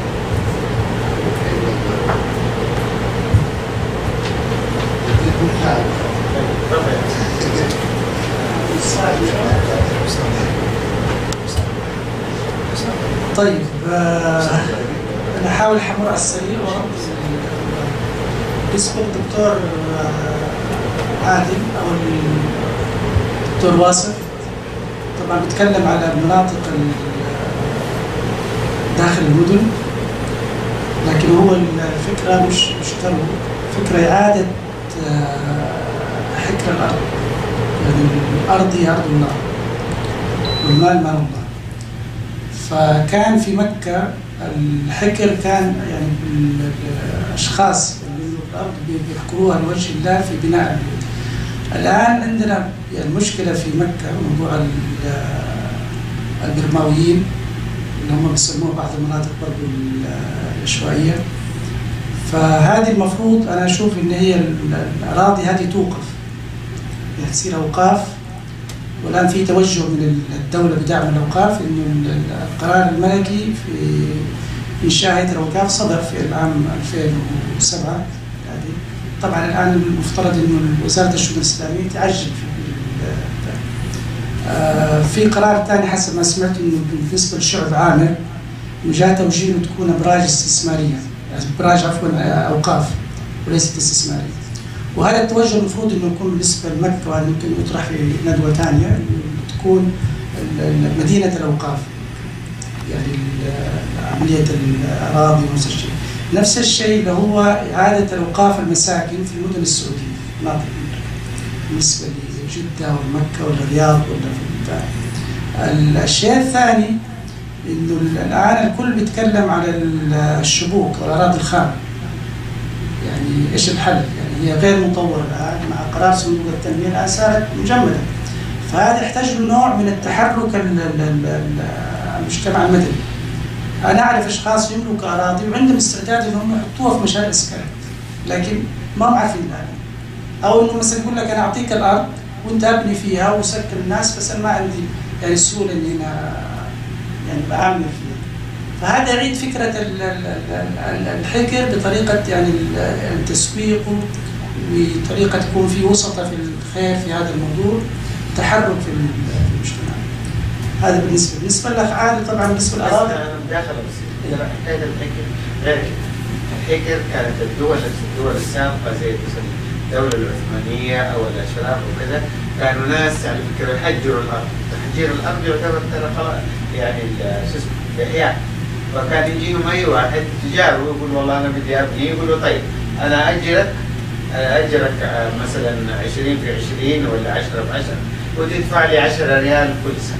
ولذلك الآن في دراسة بالحكر مشكلة كبيرة جدا في جدة التاريخية، لأنه أراضي الحكر بعضها انبنت عليها مباني تسوى ملايين والحكر حقها 7 ريال في السنة، ولا أحد قادر يغير فيها شيء، لأنه هذا النظام كده. فالحكر رجاء حقيقة ده له مفهوم مختلف، لكن هي أراضي الدولة وممكن تطويره. ممكن تطويره نتكلم. يعني أنا قرأت الحقيقة في رسالة دكتوراه سواها أحد الإخوان في جامعة القرى، وحقيقة جدا أنا أثمن له هذه الرسالة، استعرض هذا الموضوع حق الحكر كيف إمكانية تطويره. طبعا أنا بأكد زي ما قال الدكتور حسن حجرة إنه 75% من بيوت جدة القديمة هي أوقاف. والمصدر حق هذا الكلام الأخ الشيخ العمدة عبد الصمد بحق هذا الكلام. النقطة دكتور حسن الموضوع قابل للتطوير، حتى لو قابل للتطوير يعني، لكن احنا يا جماعة خلونا نحرك هذا الموضوع. الناس تتكلم إنه في ناس تملك أراضي خام بمساحات كبيرة وشاسعة، إيش الحل؟ هذا طبعا يقودنا على مداخلة عادل الدكتور عادل بالنسبة للأراضي البيضاء. حسب ما شفنا في الاستراتيجية اللي عرضها وزير الاسكان، انه هذا ضمن الاستراتيجية وزارة الاسكان انه فرض رسوم. طبعا كان في خلاف على هل هي رسوم او هي زكاة، لكن طبعا هو الاصل الزكاة على الارض يعني. وهذا انطرح برضه في جلسة شاركنا فيها في اللجنة الاقتصادي، انه في يعني على وشك بالنسبة هذا القرار.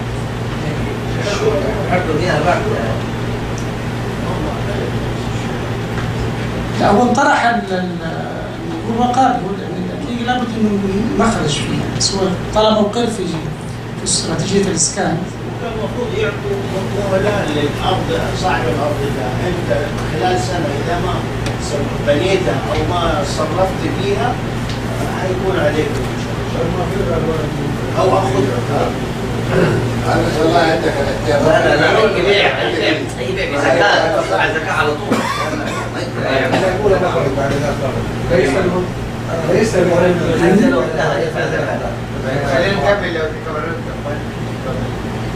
بالنسبة للأخ حمزة عون، الأخ العزيز حمزة عون، بالنسبة تكلم هو على تجربة تونس منتدى جدا الاقتصادي، لكن صحيح كل التجارب حتى في تجربة تركيا، لكن أنا شدتني الحقيقة تجربة إيرلندا. وزيرة الاسكان الإيرلندية إنه عالجوا المشكلة بالموضوع اللي احنا نسيناه اللي هو الاسكان التعاوني. وهذا فيه قصور كثير يعني، مقارنة لو جينا مثلا في مصر في أكثر من 2000 جمعية للاسكان التعاوني. عندنا في جمعيتين ممكن يعني واحدة منها على وشك تقفل، لأنه الموضوع يحتاج له تشريعات وتنظيمات، وكانت صندوق التنمية ما بقرت.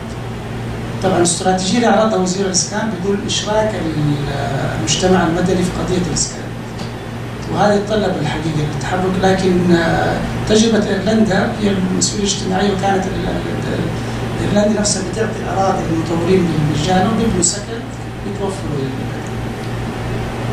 بالنسبة للدكتور عبد الرزاق بدني، رحم الله أختكم الكريمة، اغفر لها إن شاء الله.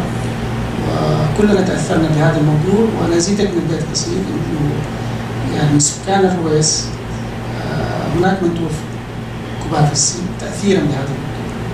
بعض المواقع الإلكترونية كتبت عنها، فالله يرحمه ويتغمده من واحنا الحقيقه نضم يعني صوتنا بعض كسكان جدا، لازم نوصل لولي الامر في اي شيء مفيد يعني المصلحه العامه. بالنسبه لتطوير الاحداث لو قلنا زي زمان يعني يرجعوا الموضوع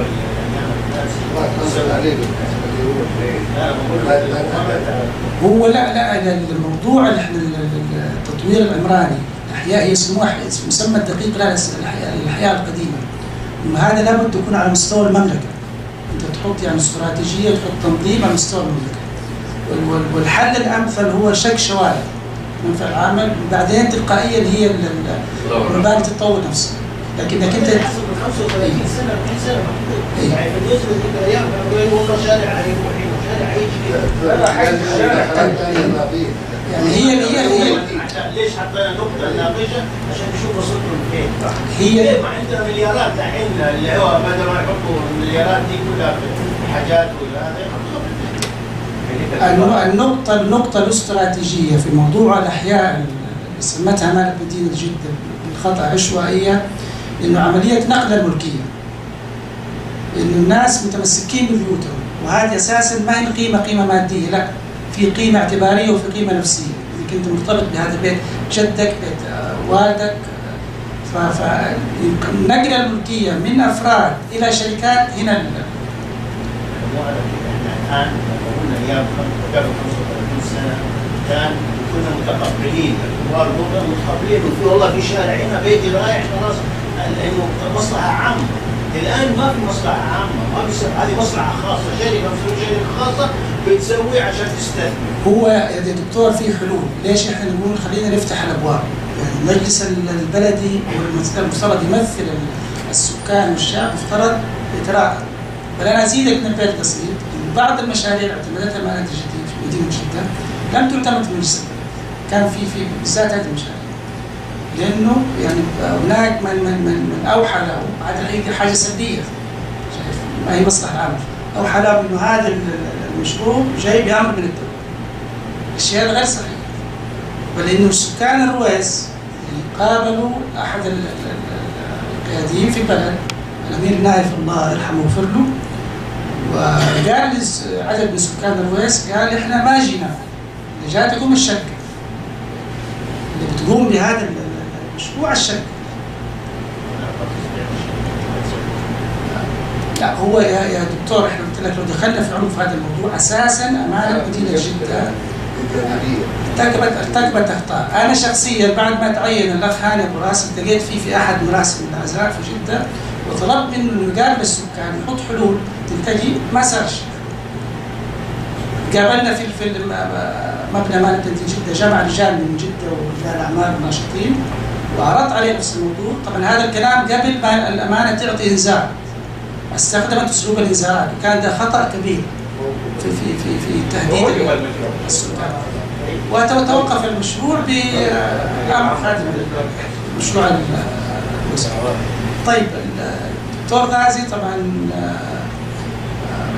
يعني مؤسسة التقاعد والجهات التالية المفروض أن تشارك الجهات الحكومية، احنا يعني متفائلين خير، لكن أنا حسب ما علمت أن جزء من المشروع حيؤجل.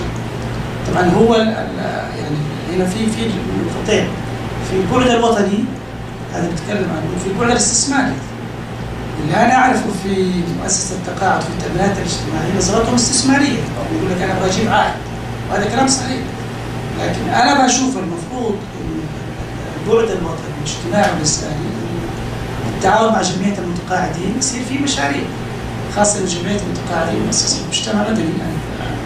بالعكس المراقبين برضه دائما يعني هذا قابل للحوار دكتور عبد الرزاق في هذا الموضوع إن شاء الله. الأخ كمال عبد القادر طبعا مشي، لكن هو طبعا يمكن الحسبة ما هي مضبوطة إنه 250 مليار أساس نص مليون ريال لكل حساب. الأخ العزيز فهد الغامدي بيتكلم عن العماير. فعلا أنا أتفق معاه إن لحد الآن لا نشعر فيه إن تنظيم صندوق التنمية العقاري فيه ربكة. حتى لو نشوف إحنا الشروط الآن اللي تحطت يعني ما قلنا نفس هي يعني سواء المرأة والرجل، حتى المرأة تقول لك هي عازبة عمرها يكون 35 والعازب يكون عمره ممكن 24. ففينا الانتفاض. الشيء الثاني أنا ماني فاهم الحقيقة معروف في نظام التمويل على حسب القدرات المالية، وكيف أنا أقرض هذا نص مليون وهذا نص مليون. طبعا هذا دخله 3000 وهذا دخله 5000 والثاني دخله 15000. الرؤية هنا ضبابية في الصندوق، لكن أنا أشعر إن الجماعة شغالين على هذا الموضوع حسب نظام الاستحقاق اللي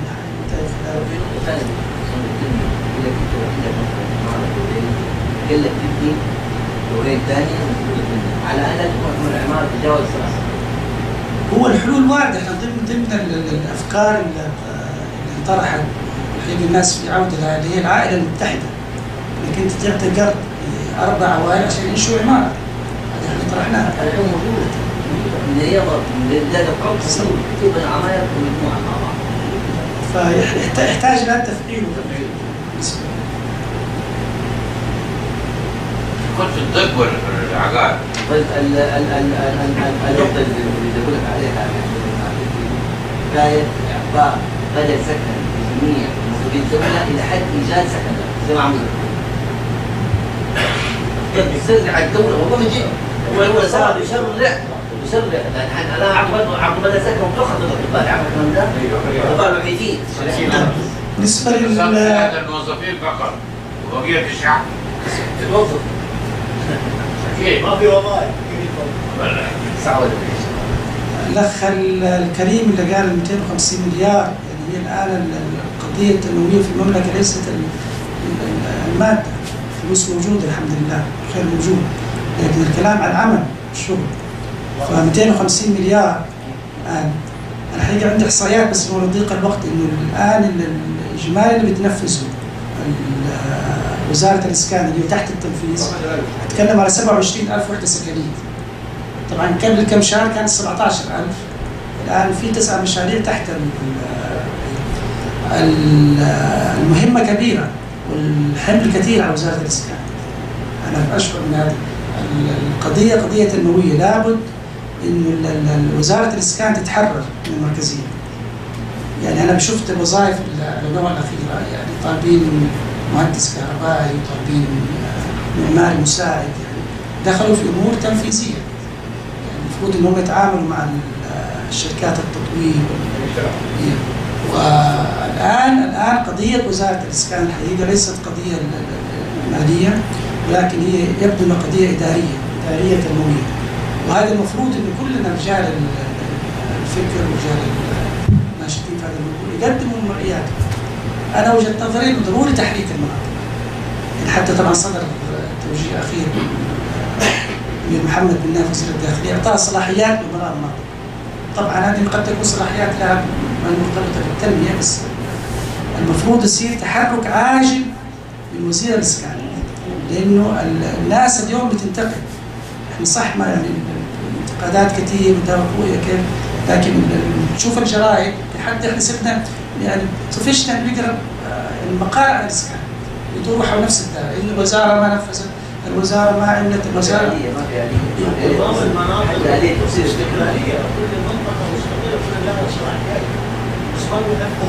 هو انا اقول لك الخيال الفاتح، تخيل انه الوزاره والوزير انشغلوا بتنظيم الوزاره، وهذا شيء جيد نتكلم عن الاستراتيجيه، لكن انت عندك اساسا مهمه رئيسيه كلفك بها ولي الامر تنفيذ 500,000 وحدة سكنية جميع المناطق. المفروض إنه وزارة الإسكان يعني هذا الشيء بحقيقة تجتمع، تطرحه في الشورى، تجتمع الوزير واللف على أمراء المناطق، يضعوا حل برنامج تنفيذي. هم الآن متحملين بالنسبة للأخ محمد اسماء، طبعا زي ما قال واصف حلول كثير. وأنت طبعا منصف اسماء من الأصدقاء الحقيقة في نشاط التطوير العمراني، وتجربة كبيرة يمكن هو من فوق 5 كبير في الحياة. عارفها كاتبها كلها. فمر بقضايا التطوير والتمليك. حطوك مع حول لجنة الفساد. لأنه هو كان الحقيقة متعة هذا النشاط، واحنا شعورنا فيه نقول الاسكان، انت لما تبيع بيت انسان ما يملك بيت، يعني تشعر بالسعادة كده ربنا يفتح لك انك انت ساهمت في توفير المسكن حتى المكان بيكسر. فاحنا طبعا اقول لكم نقطة مهمة، انه كان المشروع حق البيوت الشرق 220%، احد الاسباب الرئيسية اللي خلت الناس تشتري انه اعفاء الورثة من سداد باقي الاقساط. طبعا ده كان تنظيم عملية تأمين إسلامي الآن طبعا الدولة أعفت اللي هم مسؤولية العقاري متوفين السداد. حتى السداد فقط حوالي 8% 20%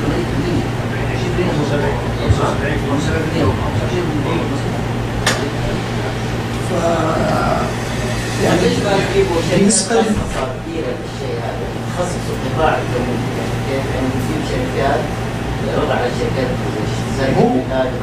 تعمل خصخصة وتسلمها المبالغ هذه. هو الله يسلمك ارجع واكد الاقتراحات كثير، افكار كثير، لكن وزارة الاسكان لابد تتحرك. باكد يعني لو فضلنا زي السلحة في الفترة اللي فاتت نتكلم عن استراتيجيات وتنظيرات العملية ما حتمشي. ضروري تحرك سريع، ضروري الان انه الدولة يعني نسوي مبادرات. انا باكد لك الخطأ عندنا المبادرات مثلا في المجتمع المدني. انت لو تشوف القرارات الملكيه اللي طلعت تجي تشوف ايش المشكله تحصلها عندك. الفساد بين المواطنين، بين افراد المواطنين. الدوله حطت هذه القرارات معالجه الحقيقه فساد المواطنين في هذا الموضوع، معالجه قصور. طيب مين قصر؟ نتكلم عن الدوله هم افراد المواطنين. التقصير صار بالمواطنين. الاخوان كابلي نشكر على السؤال، وهذا يمكن هو يمثل الشباب فعلا. يعني فين دور المطورين؟ انا بقول انه قضيه الاسكان لابد التعامل منها كمنظومه تحرك المجتمع وتخليه. الان طرحنا هذا في المنتدى التجاري موضوع المقاولين، في تستر تجاري في موضوع المقاولات. طيب الان وزاره الاسكان يعني معطيات واضحه، المقاولات ما عندك مقاولين، يعني المقاولين ينفذوا وحدات سكنيه، المقاولين الموجودين كبار ويتكلموا على مشاريع ضخمه ما هو مهتم اساسا انه يبني لك فيلا ولا بيت او سكن واحد، لا هو يتكلم عن الابراج يبغى ارباح كبيره وبتاع. لكن الانسان اللي بيبني هذه دائما في كل العالم للمقاولات المتوسطه والصغيره. طيب اليوم في شباب في البلد لكن تنقصهم الامكانيات الماليه. طب فين الغرفه التجاريه في هذا الموضوع؟ اللي بتتكلم عن مسؤوليه اجتماعيه، ليش ما تجيب الشباب تعطيهم دعم مالي؟ يعني انا احد الشباب الحقيقه في المنتدى الاقتصادي اللي تاثرت يعني قال لي يا اخي هم صار في 25 مليون على المنتدى، كانوا اشتروا عماير وبنوها سكروا الشباب. الان الغرفه التجاريه تتكلم على مبنى بتاخذ عليه تمويل يعني في جنب الغرفه ب 200 مليون اكثر 600 مليون، تتكلم على برج وابراج طالع مكاتب. هذا المفروض التمويل اللي اخذته الغرفه ليه ما حطته في عماير سكنيه لتسكين الشباب؟ طبعا هذا حياخذنا على نقطه مهمه انا ما تكلمت عليها في المحور الاساسي. واتصور ان وزاره الاسكان غافله عنها، ان اليوم الازمه هل احنا في ازمه تمليك ولا في ازمه ايجار؟ الصحيح ولا خلال بحثي في هذا الشهور الاخيره مع ازمه التمليك، لكن هي ازمه ايجار. بشوف الاخبار اللي اتنشرت كلها بتتكلم عن ارتفاع الايجار. في خبر اتنشر في عكاظ انه معدل اللي بيروح الحقوق المدنيه يوميا 1000 مواطن. جدا 1000 مواطن و65% متعثرين عن سداد الايجار. فيا جماعه احنا فين واصلين؟ يعني المالك بتسير على المستاجرين مالك ما يجوز. فالان الحقيقه نوصل صوتنا الحقيقه، والدوله لازم تدرك يعني المشكله مشكله ايجار. يعني حتى لو اضطر ايقاف البنود صندوق التنميه العقاري وتتحول الى بناء مساكن تاجير. ليش؟ لانه نتذكر في مرحله من المراحل احنا كنا زملاء في طبعا الاحصائيه اللي بتقول كم ملكوا في جدل عليها، هل ما يملكوا مساكن 65% و 19 طبعا هي يعني هي 81 لا يملك الكويت 80. هو المتخصصين بيقولوا فوق 65%، لكن هو المفروض السؤال يطرح كالتالي: وكم عدد نسبة اللي هم ساكنين في مساكن ميسرة ويشعروا بالراحة سواء مستأجرين أو ولاة؟ أنا بقول لك هذه النسبة منخفضة جدا. كل المستأجرين في الختام نطلب منك بس. كل يعني بيعانوا من الإيجار. طبعا في حلول كثير في عملية يعني إعادة إيقاف المساكن، أفكار كثير، خاصة في ناس أشعر عندهم حب الخير في هذا الموضوع وممكن يقدموا يعني أراضيهم يعني بالطريق، بس الآليات الآن الناس اللي بيملكوا أراضي ينقصهم الفكر. ولا نعرف أن عندنا مثلا في مكة الآن في ناس أخذت تعويضات مئات الملايين، ليش ما يتم الآن التواصل مع الاستثمار في هذا الموضوع تأجيل. بس أنا خلينا أكمل النقطة اللي الشيخ واصف على الموضوع. إنه إحنا في مرحلة من المراحل كنا في جلسة كده مع الشباب، بعض الإخوان قالوا أنا أفضل لي أن أستأجر أفضل ما أتملك. وفعلا ده خلينا بنفكر بصوت عالي، هل إحنا المفروض إنه في السعودية الدولة تبني كل واحد يتملك سكن؟ طبعا هذا حلم الشخص، لكن طبعا الطبقية هنا يعني مهم النظر فيها، إنه الأولى هم الأدنى اللي ما يملك بيت، الفقير والمحتاج، ثم ذوي الدخل المحدود، لأن تطلع الدخل المتوسط والدخل ده. هذا الشيء الآن كمعيار مش موجود صندوق التنمية العقاري. يعني صندوق التنمية العقاري نظامه الحالي حط أبو دخل مرتفع مع منخفض كلهم تكون مسواسية. الموضوع الإيجار الآن تتكلم وزارة الاسكان حسب الاستراتيجية يتكلموا على تنظيمات ولا يمكن تكون مركزية. يعني هذا الموضوع إنه كل مدينة هي بتتحكم في الإيجار، هم بيتكلموا على مركز معلومات وأجيب سعر الشقة في كم في جدة وكم في الرياض، ما يمكن مركزية. لكن إيش دور وزارة الاسكان إنه هي الآن تبني مساكن، وهذا تصور الآن حل سريع وعاجل اللي احنا نطالب فيه بطريقة الغرفة والأمير المنطقة، إنه تجمعوا رجال الأعمال. يا جماعة في مشكلة إيجار، أبنوا، يعني إحنا ما قلنا يعني بالمجان ولا بالوش، لكن أبنوا وسهلوا للناس ويسروا للشباب. يعني أنا بعرف إنه الشباب الآن متزوجين هم يعني على وشك زواج ما محصلين يعني لا 35,000 ولا 40,000 شقق عشان يسكنوا فيها. أنا مداخلة بسيطة. أنا لما كنت طالب مستأجر طبعا في أمريكا وأيضا في بريطانيا، قالوا 20 سنة أنت تدفع الإيجار وبعد 20 سنة هذه الوحدة دي تبعها ملكك. يعني شوف هذا المفهوم العجيب يشجع الناس. أيوه إيجار أيا كان لشركة ولا للحكومة ولا أي شيء. يعني فينا إنك أنت مستأجر، لكن الإيجار زي ما يقولوا بالنسبة للسيارات منتهي بالتمليك. إيه بالتمليك، بعد 20 سنة هي المبنى لك أو الشقة. شكرا. مبروك.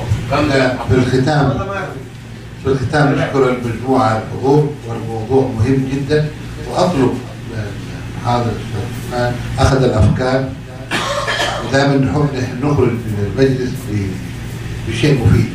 أنا أطلب منه طلب إنه يلخص الموضوع هذا في طلبات في مواضيع، وأنا أفعل المقام الثاني كتوصية، والمقام الثاني يحيلها إلى الجهات المعنية لدراستها وتفعيلها. وأنا واثق من إنه أي موضوع بيقدم بيتفاعل، لكن محتاجين إحنا لا تقول لي بلط البحر تعالى وبلط معايا. يعني أعمل أديني حلول، أديني آراء أفكار أنا أشتغل بها، لكن تقول هذا غلط وهذا غلط. حط الموضوع، حط حله، مقترحاتك، الآراء، خلينا نوصل ونسلمها لولي الأمر. شكرا.